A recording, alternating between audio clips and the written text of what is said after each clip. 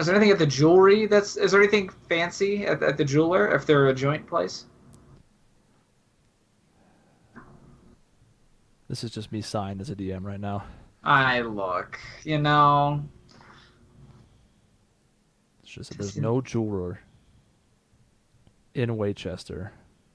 None. I have a whole chart for this. I'm going to have to go find. I do love shopping on air. Tessine's trying on hats, you know. I don't know about that. Grail, what do you think? You've got good taste in hats. Do I? And then I kind of like exaggeratedly kind of like put my hand under my chin. I'm like looking at it. I'm like, I think it suits you just fine. Yeah. Oh, well, I maybe. You know, I've never really had a hat before, but, you know, maybe. Never had a hat. Tessian. Well, you know. You're in the upper crust of society. You gotta have a good hat. I think you're right. You know what? I should get a hat. Consider this an investment. Okay, now I'm hat shopping now. I need to get a hat. So, yes. You've convinced Tessine that he needs a hat. So he finds the best looking hat, but he uses Grail's advice.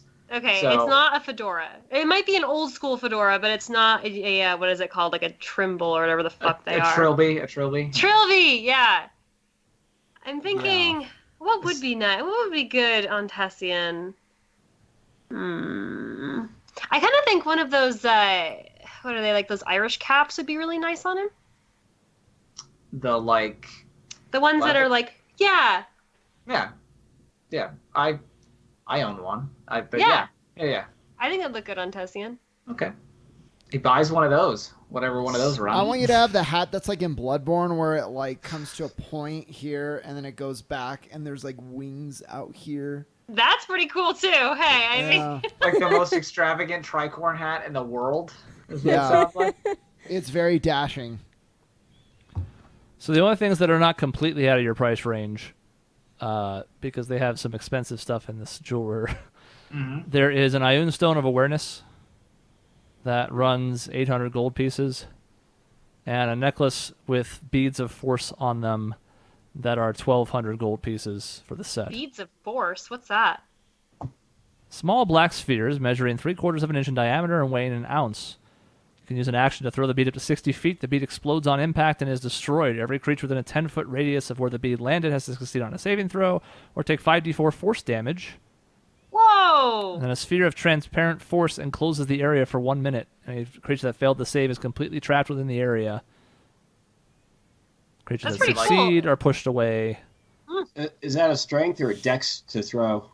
It's a dex to throw, and it's also a dexterity saving throw to avoid being trapped in it. Breathable air can pass through the sphere's wall. And then an enclosed creature gets to do hamster wheel / hamster ball and can use its action to push against the sphere's wall, moving the sphere up to half the creature's walking speed. The sphere can be picked up and it only weighs 1 pound, regardless of the weight of the creatures inside. Huh. That's pretty cool. Mm-hmm. That's cool. Gosh. Well, I don't think we're buying any of that. No.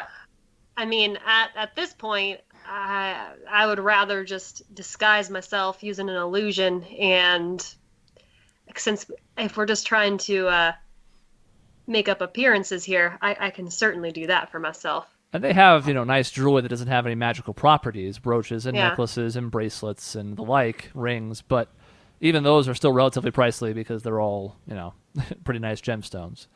The magical ones are even more pricey by a factor of almost 10.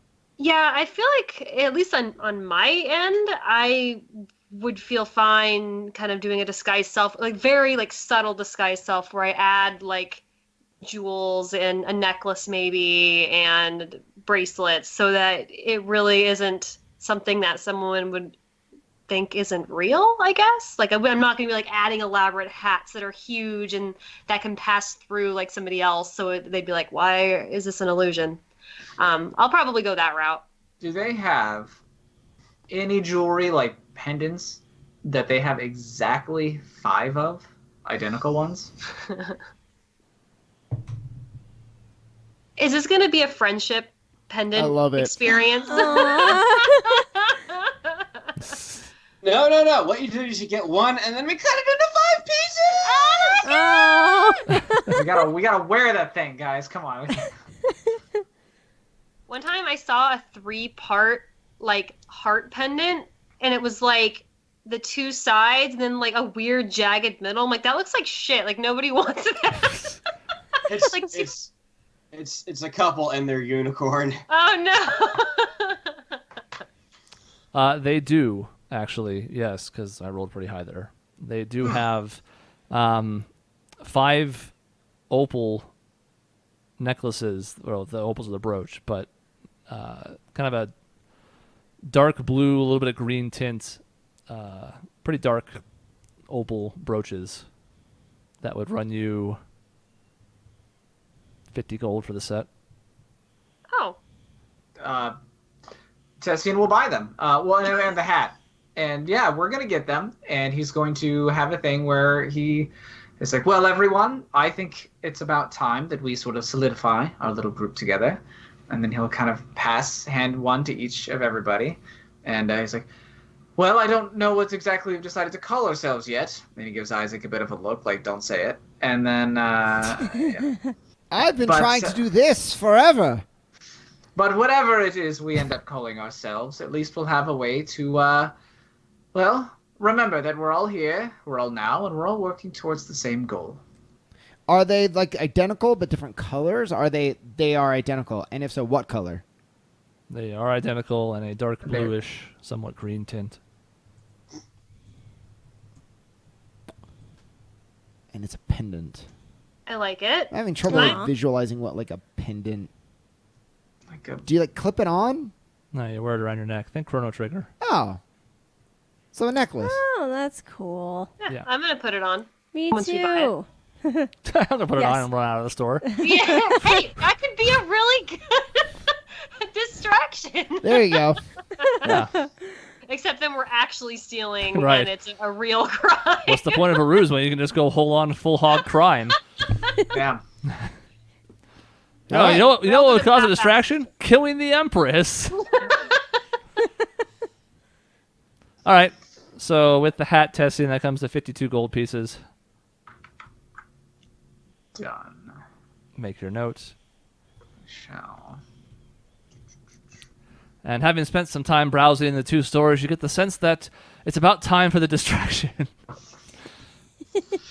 Thank God. You don't say. You open the door to this, Karash. You have no one to blame but yourself. I was hoping we'd be like, okay, how much do you want to pay for a mace? And then be done with this shit. But I didn't realize everybody was going to come along. No, No, come it's on now. fun. Quality You know- bonding time. You gotta check every new city because there's sometimes really cool stuff.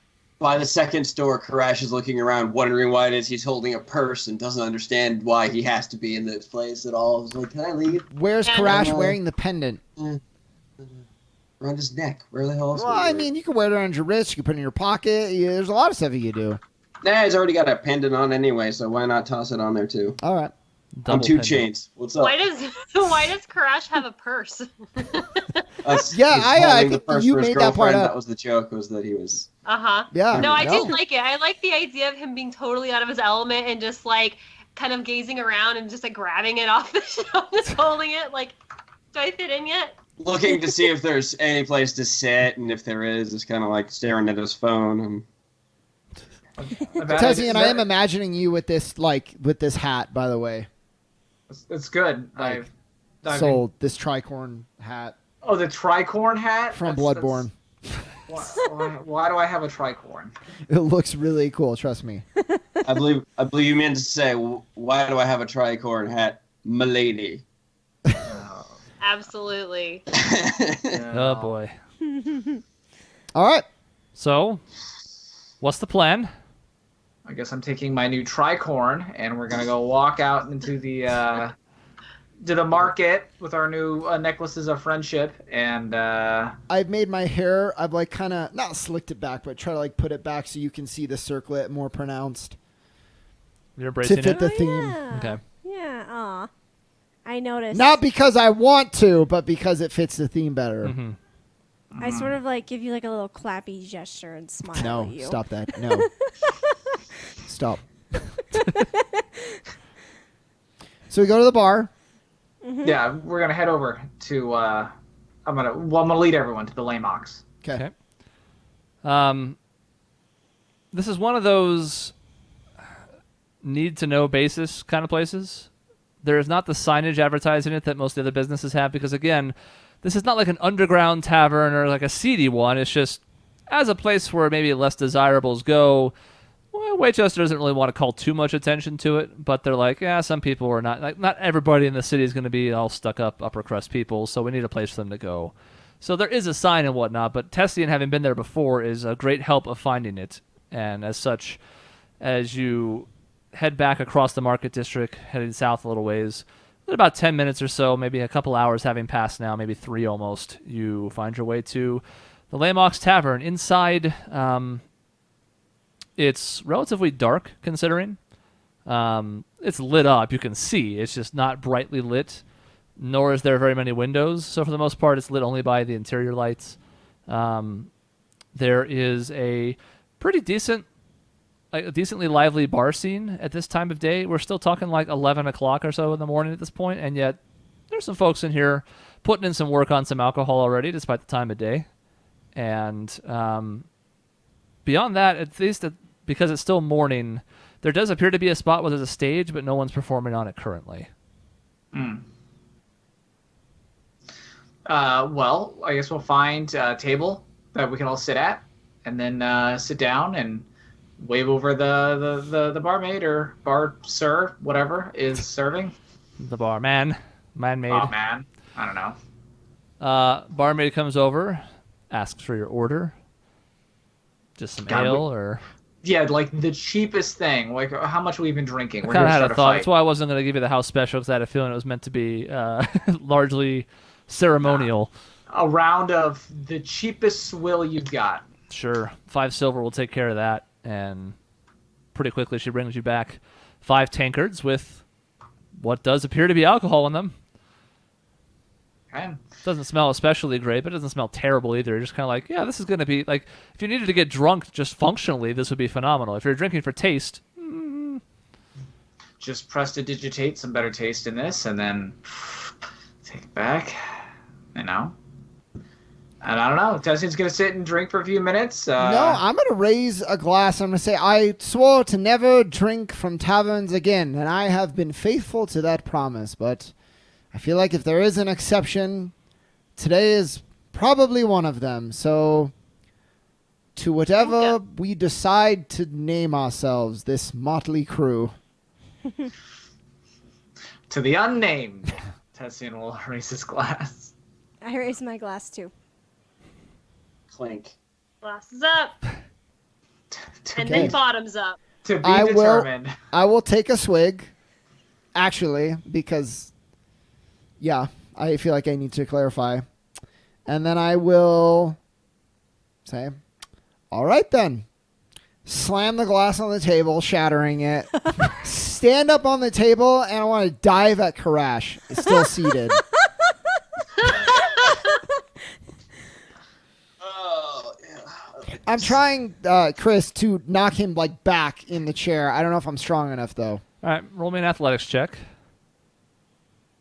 Just like, eh. Dive on him, hit, and fall off. 12. Okay. Perhaps because you've caught him off guard just ever so slightly, you are able to sort of pounce on Karash, and it's enough to knock him backwards in his chair. You by no means have him restrained or anything, but it's at least tipped him over for the moment. And you land on top of him. I scream that Dragonborn aren't welcome in this city, and I start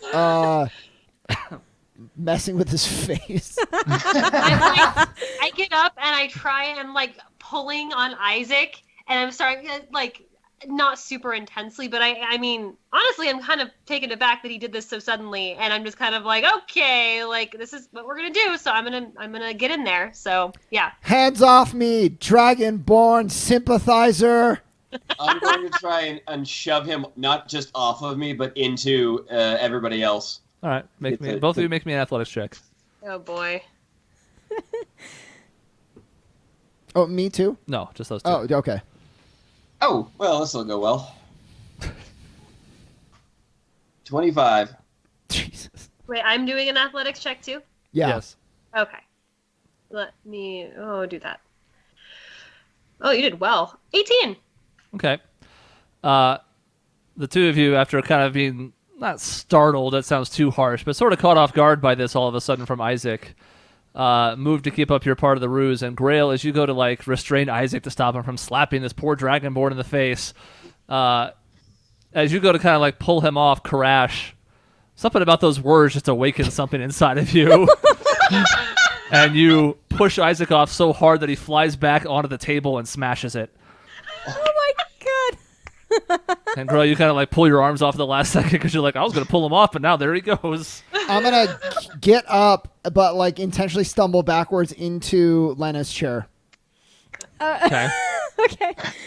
And whatever was unfinished of the drinks now is kind of splashed across. The rest of the tankards all topple off the table. With Isaac Tipple off. stumbling into my chair, I'm going to try and like push him away out of my chair and just try to sound as harsh and like posh as I can and be like, how rude. And just like Oh my shove. god. The Stephanie Tanner, of course. So my check against her will be, can I pull her hair before she pushes me off? All right. Make me a dexterity check, Lena an athletics check. At this point, there are starting to be noticed, like patrons who have noticed, especially when the table happened, because there was like a louder noise at this point, plus the shouting. They're all kind of. There's a few looking over. The barmaid seems hesitant, like she wants to come over and stop you, but she doesn't really want to come over and stop you. I pull her hair just like a fourth grader. I rolled a 9. So that was a 20 dexterity. So Isaac latches onto your hair as you say how rude, and he starts to pull on it. And he's not pulling full force, but there is that little bit of like, ow, Ow. hey. And you try and push him away, but his grip is too strong, and he still hold on to your hair. So then I start, I grab my hair and like, try to pull it out of his hands and be like, let Tessie go of will- me, you cretin. Tessin tries to get behind him, like try to get like a lock behind him, and just like, get off of her! What are you doing? Now that Tessian's close to me, I'm going to say, Tessian, punch me. You must sell it. Okay. I'm giving you so- permission to do what you've always wanted. God, so Tessin will kind of let go, and then I don't know, try to like grab him by the arm, and then just deck him. Make an attack roll and add your proficiency bonus. Full on So I guess just Indiana roll a d20. Jones. This is just not gonna work. Probably I'm, like, not, but -1 in strength. I'm just gonna break my wrist on you. since he over wants here. to get hit, the AC is pretty low here, but you need not roll like a 1. Okay, unarmed attack. Let's see here. Normal roll. I'm rooting real Oh, hard nice. for a A 1. 14. All right. How did you do 0 damage? Because it's technically 1 for an attack -1. Oh, but, okay. Yeah. That's right. And he's pulling his punch anyways, so he comes up to you. He's going to maybe think about going for a full nose, and he hears your whisper, and then he decides, all right, yeah, you know what? Sometimes Isaac is a little bit annoying. I'll punch him, and he does so, and it's a glancing blow. You feel it. I mean, it doesn't feel great, but it's not like, oh, God, but, you can sell it as much as you want. Yeah, I want a bloody lip. The At punch, least. The punch is enough of a distraction that just for a moment you let go of Lena's hair. Okay. Gosh. Okay, and once- then as soon as you let go of my hair, I will go back to. I'm gonna try like knock you on the ground. I'm just gonna like try to tackle you as much as possible. Okay. What do I have to roll for that? An athletics check. What's everybody else up to? Okay. I'm gonna get up off the ground and also try and punch Isaac. Okay. Oh, I rolled a 3. Okay. Yeah, you're finding that bar fights are more complicated than you thought they would be. Yes. It seems so easy. Everybody just starts going crazy, and yet Yeah. you try and tackle Isaac, and you get around his leg, and you try and tip him over, and it's just not working. Isaac's training; he's pretty strong, and he just kind of looks down at you like, what, what is this? Crash, you can make that attack roll. Plus it would have been 13. Okay. I give you a rug burn in response to your failure Okay. on your arm. That only hits you if you want it to hit, Isaac. Yeah, of course I do. All right. I want a bloody nose with my bloody lip. Okay, so Karash, you step on the broken table at this point to get to Isaac again and sock him one in the face. I'm assuming it's still holding back some. Oh yeah, I don't want to hurt him Yeah. too badly. So, yeah, we'll say at this point, Isaac's taken 8 point of damage from the 2 punches Okay. combined, bludgeoning damage. And, yeah, you have just a little bit of, like, that streak of blood from your nose now, because Karash is pretty strong. I'm gonna try and grapple Isaac now by the shirt or by the neck. I don't really care. Okay. Make that athletics check, and you can make one as well, Isaac. It's contested. Okay. Well, I was gonna say I'm falling of my own volition at this point. Like I'm acting like, I've been knocked out almost. Okay. So I'm just gonna fall. All If right. he wants to fall on me, then that's all right. Natural 20 for a 27. Jesus. So you're intending to sell this as though like it's knocked you out, and as you start to topple over, you all of a sudden feel Karash accelerating your descent, Oh God. and you hit the ground as he pounces on top of you, and he starts to basically Homer Simpson in the neck, but not squeezing that hard, but with surprising speed, and you're almost like, this is not the first time you've seen Karash in his element, but you're like, this is not his first time in a bar fight. Like, you're watching Lena sort of flail about, not really knowing what she's doing. Karash knows exactly what he's doing in this situation. God. Tessie will point at Grail and just be like, "And you brought this man here? How dare you? What are you, you peasant scum? What do you even know?" Oh God. There's a lot of like under the surface like classism and racism happening right here. It's really funny. Racism. I'm gonna charge at Tessie, and we said not to do it, but I'm doing it anyway. I don't have. It's okay. I don't have my rapier out. I'm not gonna stab you. I mean, even if you roll a natural 1, what's the worst that could happen? Well, we'll see. I guess I'm gonna charge at him. All right. To hit him, to tackle him, what are you doing? Tackle. All right. I'm going like for like his waist, like chest. Like I'm gonna like grab him and like throw him on the ground. Just doing the spear. Yes. Another athletics check. Oh God, I'm so bad at these. I know, but hey, you never know. That's what makes it funny. A 6. So in your rage, you rush at Tessian and try and like tackle him, grab him around the waist, and like spin around him so you can pull him down. And in doing so, again, like Tessian's not in bad shape. His physical condition is not his highest selling point, but there's that moment where like you swing around and instead of being able to pull him, you just kind of like, huh, and it doesn't move. Now Tessian, you can go with this after this initial moment if you want, but that's up to you. Her force alone is not enough to pull you to the ground. He wants to sort of. He wants to try to feel like he's ratcheted it up a bit. So as you kind of like bump into him, he kind of tries to like push you off. And I'm gonna actually cast Levitate on you. Okay. Gosh, what is that? Let's just toss that into. You need to make a Constitution saving throw, I believe, Yes. if you are unwilling. I'm not unwilling. Okay. Though I don't really know you're doing it, so like, I'll just do it. I'll just do a Constitution save. That was a critical fail, everyone. So Tessian, you're like, I'm gonna sell this. I'm gonna throw her off of me, and I'm gonna add a little oomph to it. And as you do so, you cast Levitate, and you kind of push her away. And before you have a chance to stop the spell or cancel it, her momentum, Grail, as you push away from her, goes up and hits the ceiling. Yeah. You take 1 point of bludgeoning damage, Grail. Okay. And you're kind of like, it doesn't knock the wind out of you, but there's that momentary where like, that was more than I was expecting. You kind of hit the ceiling, you go like, oh. And you're stuck there on the ceiling right now. Yeah, and I'm like kind of like scrambling like against the ceiling, and I'm just like, you no good upper crust piece of shit. I'm gonna get you. But you Gosh. can't get off the ceiling. It's up to you if you want to let go of the spell or not, Tessian. He's gotta walk up to like where she is at first and just be like, Of course you'd say that. What do you even know?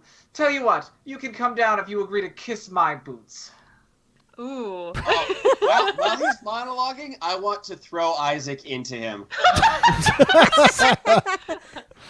I will say, since Isaac's sort of unconscious at this point, and you had a natural 20 when you tackled him, sure.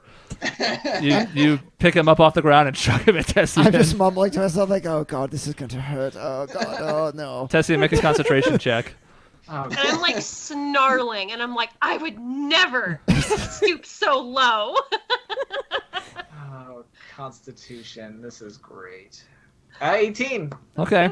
So even as Isaac's pseudo-lifeless body crashes into you from Karash tossing him over there, and you kind of get knocked over yourself, you maintain the spell, and even at Grail, you watch from the ceiling, which is only 10 feet up, as you look down and you see Isaac get knocked over by you see Tessian get knocked over by Isaac's body. Get this disgusting man off me. What? Just start like pushing him off of him, and At this point, there's been building commotion throughout all of this, and at this point now, especially as things have escalated and there's a woman up on the ceiling, most of the patrons have kind of circled around. Most of them are cheering you on. Nobody's gotten involved at this point yet. They're all just kind of watching and getting a feel for what's happening here. But this is also the point at which 3 men in crimson regalia burst into the front door, and they go, "All right, what's happening here?" He started it. I don't think it's any of your business. he's got to like push himself off the floor and just this riffraff over here thinks that they can tell us what to do. And I'm yelling, like, get me down from here. I'm trying to punch at Karash for throwing Isaac into Tessie.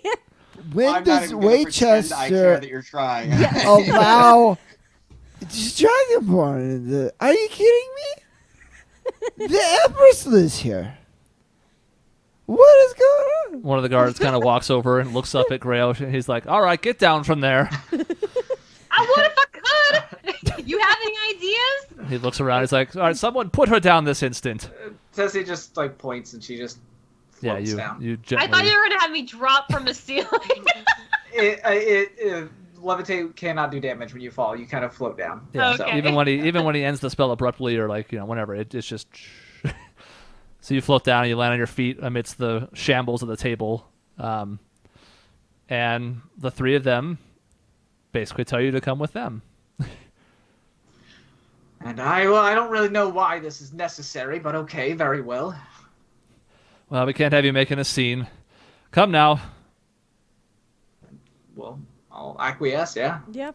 One of them kind of nods at the barmaid, who apparently had signaled them somehow, and she's like, she mouths a thank you. Have these ruffians outside of the tavern, and I'm gonna, like a badass, drop like 5 coins on the broken table. It's like clink and then walk out. Okay, that's nice of you. I can replace the table that way. Mm-hmm. That's sweet. Plus, I look cool doing it. Well, sure. I mean, I can't argue that. The 3 of them lead you outside the Lamox Tavern. Outside is another 3 men positioned nearby, and they essentially flank you, 2 in the one in the front and the back, and then 2 on each side in pairs, as they walk the group of you, with hands at the ready on weapons but not drawn, and making no moves to restrain you, or like shackle you, or take away your implements either. And they start escorting you in the direction of Abarrow Castle. Unless anybody's going to do anything. I start firing at the guards. No, other than like a slurred speech insult every now and then. Pretty agreeable. Takes the better part of 15 minutes, and you're getting some puzzled looks from some of the commoners and lower nobles alike as you walk through the remainder of the market district, and then starting getting closer to the castle's perimeter. There's people who kind of just stop and look when they see a group being escorted off by the Crimson Reserve, but for the most part, everybody keeps to their own business. Some people actually intentionally look away. They don't want any part of whatever that is. They're like, it's under control. I got nothing to do with this. Eventually, they lead you through the courtyard. This is everybody else's first time, but it was described earlier. But, the nice fountain in the middle, plants surrounding the exterior, etc. And into the foyer. And when they do so, Tessian and Lena, you notice Shaw is no longer there. There's a different person manning the front desk in his place. And the guards pretty quickly just escort you towards that same hallway that you guys were led down before by Cass. Okay. Everybody still good? Still good. Just giving you outs in case you need them. Once we're in, I'll heal Isaac and whoever else took bludgeoning damage there. That's me. Okay, so you can spend 2 points of lay on hands to heal each of them 1. Isn't that sweet? Daw. Clean up that bloody nose. The guards lead you down this slightly curved hallway. Again, the same one that Tessian and Lena were on before, but for the rest of you, it's relatively new. And there are a couple points at which you pass members of the Alabaster Cabal, as opposed to the Crimson Reserve that's brought you in, but they exchange a nod and continue on unaccosted. You're not entirely sure what that relationship looks like, but for the time being, they're not inhibiting you in any way. They lead you for about 5 minutes as you wind slowly around this left-hand curve, and then you end up at a familiar door. Tessian does nod to Lena at this point. Okay. And I move to take out the scrolls from inside of the bag of holding. Okay. As you're doing that, the rest of you can see one of the guards goes and opens the door, and inside is Tessian, you can see from your vantage point, is Cass and another woman you do not recognize. And the room seems, at least from your vantage point from here, seems to be empty besides them. Do I actually? You'd mentioned earlier that I think I saw her during the coronation. So do I not recognize her? With that shitty history roll, I mean, she I understand. looks vaguely familiar. She is not wearing anything close to what she was wearing that day. Okay. So as far as like hair and, I mean, it could be her. Yeah, you were at least decently close to the coronation because the Blacks are a pretty well-regarded family and pretty high up on the food chain, as it were. So you didn't have like nosebleed seats, so you could see her okay. It tracks with your limited memory of it. Yeah, it's not like this is a totally different person. Okay, that's good. She's not, like black, and last time I saw her, she was white or something crazy like that. Yeah. She's not a tiefling who was once a Goliath. Yes. Yes. And without taking your weapons or anything else from you, the guardsmen wave you inside this room. You remove the documents that you want to from the bag of holding prior to it, and they close the door behind you. Okay.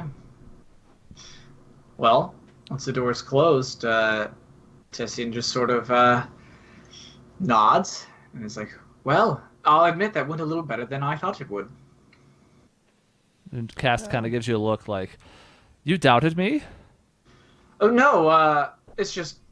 And he kind of turns to Isaac and Grail and even Lena, and it's just like, you all put on quite a little show there. I saw you roughing it up, Lena. Well, I tried. We're good at the theatrics when we need to be. Karash, no offense. Dragonborn are very dear to my heart. If we ever get in a real bar fight, please leave. Noted. The other woman in the room is pretty young looking, maybe early 20s, human. Has dark brown hair that's sort of parted at the center and then hangs down to her shoulders in kind of a draping fashion. Has a gauntlet over her left shoulder that goes partway down her upper arm. Bracers on both wrists. A form-fitting white top and pretty loosely draped gray bottoms that look easy to move around in. Leather boots, a pretty ornate belt around her waist, has multiple pouches and spots for daggers, most of which are full of daggers. And as she looks over this motley crew that's entered the room now, she curtsies and she introduces herself. She says, "Hello, my name is Rezia Whitehall. Cass is a close acquaintance of mine, and she says there's a matter that needs my urgent attention. And Tessian gives her a bit of a bow and says, "It is an honor." Oh no, what's the fucking word? Grace. Your Grace. Yeah, it's an honor, Your Grace. I am Tessian Nikolai Black II. These are my companions, Lena Silverquist, Isaac Dryden, Grail Light Ghost, and Karash the Thunder. And this is the point at which both of their eyes widen a bit at the mention Dryden. And Tessian's like, I recognize that Isaac here might seem like something of a security risk, but I can assure you that he is an ally, and his presence here is merely to, well, confirm our greatest fears. If you don't mind, and he kind of walks over to the table and motions for Lena to kind of come. Yep. Say, back from the dead. Pleased to meet your acquaintance. Yeah, but I do walk up alongside Tessian and then roll out the scrolls if he thinks that's appropriate. I give you a look. He gives you a nod. Okay. The two of them both study these as you unroll them.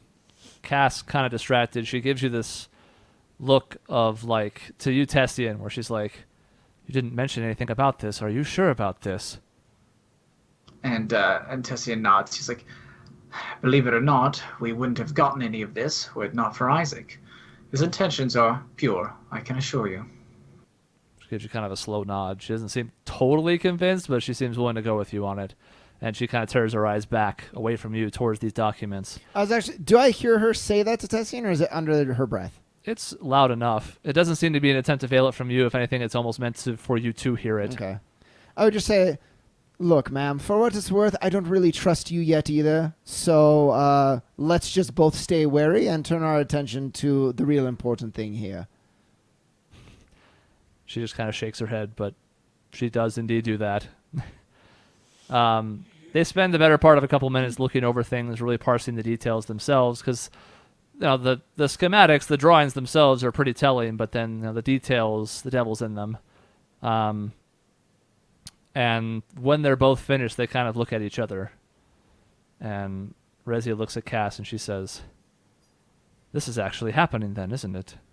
And Cass kind of nods. She says, "Well, Tessie and I go back quite a ways, and I know it was sort of sudden, but he and I like to joke around, and he was being rather serious, so I assumed it was something credible."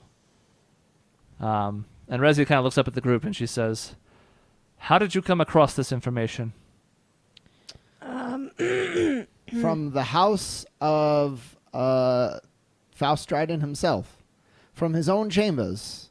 It almost cost Grell her life to get these documents, so they're about as authentic as they come. Does he know they're missing? Not that we know of yet. We're confident not yet. Not for about another day. But we have no way to be sure. Yes. No, but he's currently not at his residence. Rezia kind of nods. She says, "Well, in dealing with Faust Dryden, one can never truly be sure." She's kind of sighs. She's like, "Has anyone else seen these?" Tessian shakes his head. Oh. I mean, to my knowledge, no one. Yeah. At least since they were in your possession. No, we've kept them to ourselves. You're the first outside of this group? She looks at the boat, although it's obviously much more than a boat, but, Yeah. the submersible. And she says, "We had heard whispers that something like this was under construction, though it's always difficult to get people close to what Dryden is working on. But this, the scope of it surprises me, the level of detail, but it doesn't at least completely catch me off guard. We had heard whispers to the same end. This," and she gestures at the other one with the miniaturized mana cannon on it, she says, "This concerns me deeply." And Tessian nods. He's like, We have our own task that we need to get to, but this was important enough to get it to you. For the same reason I'm sure you're aware of. If he could build these, if he has built any of these, Faust Dryden could do a great deal of harm to Aramea. She nods. She says, I'm surprised. I wouldn't think he would want to repeat this mistake, but I suppose as the years have gone by, perhaps the temptation was too strong. I don't know. I wasn't yet born when the cannon was fired the first time, and what we would hope would be the last, but